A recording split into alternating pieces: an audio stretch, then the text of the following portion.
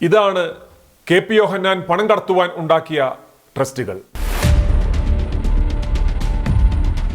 The United States department of homeland security ഒരു special investigation ടീമിനെ ഉണ്ടാക്കി കെ.പി. യോഹന്നാൻ എന്ന ഗോസ്പൽ കൊള്ളക്കാരനെതിരെ അന്വേഷണം നടത്തിയിരുന്നു. ആ ടീമിന്റെ ഭാഗമായിരുന്ന ഒരു അന്വേഷണ ഉദ്യോഗസ്ഥനാണ് ഈ വിവരങ്ങൾ i2 ന്യൂസിന് നൽകിയത്. സഭയുടെ മറവിൽ ഹവാല പണമിടപാടാണ് അദ്ദേഹം നടത്തിയതെന്ന് അവർ കണ്ടെത്തി. ഇന്ത്യയിൽ പണമെത്തിക്കേണ്ടവർക്ക് അതുപോലെ അമേരിക്കയിൽ പണമെത്തിക്കേണ്ടവർക്കും കെ.പി. യോഹന്നാന്റെ കേന്ദ്രത്തിൽ പണം നൽകിയാൽ അത് സുരക്ഷിതമായി എത്തിക്കേണ്ടിടത്ത് എത്തിച്ചു നൽകും. ഈ ഹവാലയുടെ ശൃംഖലയിലുള്ള ബിഷപ്പുമാരുടെ ഡയഗ്രം അടക്കം അവരുടെ മോഡസ് ഓപ്പറാൻഡി അടക്കമാണ് അവർ ഇന്ത്യ ഗവൺമെന്റിന് റിപ്പോർട്ട് നൽകിയത്. കെ.പി. യോഹന്നാൻ നിന്ന നിപ്പിൽ പെട്ടെന്നൊരു സഭ തട്ടിക്കൂട്ടിയതും ബിഷപ്പുമാരെ പന്നി പ്രസവിക്കുന്നത് പോലെ ഉണ്ടാക്കി വിട്ടതും ഇതിനായിരുന്നു. അമേരിക്കയിലെ മാഫിയകൾക്കെതിരെ ഇടുന്ന വകുപ്പിട്ടാണ് ഈ ബിഷപ്പിനെതിരെ കേസെടുത്തത് എന്നോർക്കണം. പണി പാളുമെന്ന് പേടിപ്പിച്ചോ കെ.പി. യോഹന്നാനെയും അദ്ദേഹത്തിന്റെ ഭാര്യയെയും മകനെയും എല്ലാ ട്രസ്റ്റുകളിൽ നിന്നും നീക്കം ചെയ്തു. ഒടുവിൽ ഈ സ്വത്തുക്കളെല്ലാം കൈക്കലാക്കുന്നതിന് വേണ്ടി അദ്ദേഹത്തെ സമർത്ഥമായി ഇല്ലായ്മയും ചെയ്തു. ഇദ്ദേഹം ഇന്ത്യയിലേക്ക് പണം കടത്തിയിരുന്ന 25ഓളം ട്രസ്റ്റുകളുടെ വിവരങ്ങൾ അമേരിക്കൻ അന്വേഷണ ഏജൻസികൾ ഇന്ത്യ ഗവൺമെന്റിന് നൽകിയവ ഇവയാണ്. ബിലീവേഴ്സ് ചർച്ച് ഓഫ് ഇന്ത്യ, ഇവരുടെ പള്ളികളും അതുമായി ബന്ധപ്പെട്ട സ്വത്തുക്കളെല്ലാം ഈ ട്രസ്റ്റിന്റെ പേരിലാണ്. Ayana charitable trust, gospel for Asia അഥവാ GFA എന്നായിരുന്നു ഇതിന്റെ മുൻപത്തെ പേര്. കെ.പി. യോഹന്നാന്റെ നല്ലൊരു പങ്ക് സ്വത്തുക്കളും ഈ ട്രസ്റ്റിന്റെ പേരിലാണ്. 2263 ഏക്കറുള്ള ചെറുവള്ളി എസ്റ്റേറ്റ് അടക്കം ഗോസ്പൽ ഫോർ ഏഷ്യയുടെ പേരിലാണ്. ഈ ട്രസ്റ്റിൽ നിന്നടക്കം കെ.പി. യോഹന്നാനെയും കുടുംബത്തെയും നീക്കം ചെയ്തിരുന്നു. പകരം 6 ബിനാമികളെ തിരികെ കയറ്റി.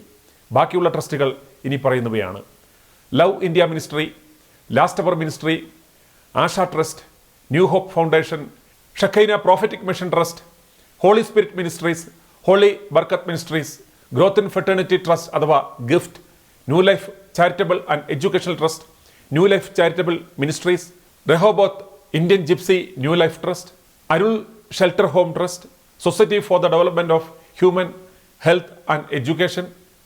കെ.പി. യോഹന്നാന്റെ ഹവാല ഇടപാടുകൾ കണ്ടുപിടിക്കപ്പെട്ടപ്പോൾ മിനിസ്ട്രീസ് ഓഫ് ഹോം അഫയേഴ്സ് ഇവരുടെ ഇനി പറയുന്ന ട്രസ്റ്റുകളുടെ FCRA അക്കൗണ്ടുകൾ മരവിപ്പിച്ചു. Believers church of India, Ayana charitable trust formerly gospel for Asia, love India ministry, last hour ministry. ഇതോടെ ഇന്ത്യയിലേക്ക് ഫണ്ട് കടത്തുവാൻ മാർഗമില്ലാതായപ്പോൾ കർണാടകയിലും ഡൽഹിയിലും ചണ്ഡീഗഡിലുമൊക്കെയുള്ള FCRA അക്കൗണ്ടുകളുള്ള ഹൈന്ദവ മുസ്ലിം ട്രസ്റ്റുകൾ ഇവർ വലിയ വില കൊടുത്തു വാങ്ങി. അതിൽ പ്രധാനപ്പെട്ടവ ഇവയാണ്: new life charitable ministries Chandigarh, new life charitable education trust Delhi, growth in fertility trust Bengaluru, holy Barkat ministries Bengaluru, Shekinah prophetic mission trust Tamil Nadu, new hope foundation Tamil Nadu. ഇന്ത്യയിലെ റൂറൽ മേഖലയുടെ പുനരുദ്ധാരണത്തിന് എന്ന പേരിൽ വിദേശങ്ങളിൽ നിന്ന് സ്വീകരിച്ച ഫണ്ട് കൊണ്ട് ഡോറ ഫിനാൻസ് എന്നൊരു മൈക്രോ ഫിനാൻസ് കമ്പനി തുടങ്ങി പലിശയ്ക്ക് കൊടുക്കുന്ന പണിയും തുടങ്ങി. എനിക്കെതിരെ പരാതി കൊടുത്ത തീവട്ടി ബിഷപ്പായിരുന്നു ഇതിന്റെ ഒരു ചുമതലക്കാരൻ.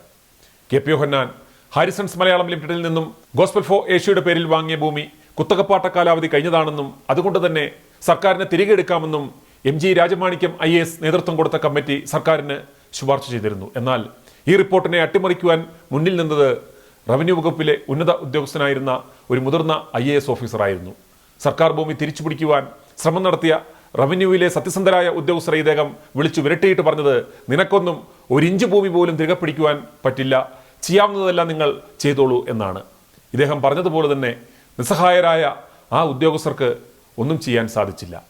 കോടതിയിൽ സർക്കാർ മനഃപൂർവ്വം കേസുകൾ തോറ്റുകൊടുത്തു. അവസാനം ഇവർ തന്നെ കോടതിയിൽ ഇവരുടെ ആളുകളെ കൊണ്ട് കൗണ്ടർ ഫയൽ ചെയ്യിപ്പിച്ചു. ഒടുവിൽ കോടതി തന്നെ ഗോസ്പൽ ഫോർ ഏഷ്യയുടെ പേരിൽ ലാൻഡ് ടാക്സ് സ്വീകരിക്കുവാൻ ഓർഡർ നൽകി. അങ്ങനെ കോടതിയെ കൊണ്ട് തന്നെ ഈ തീവട്ടികൾ ആ കള്ളത്തരം ചെയ്യിച്ചു.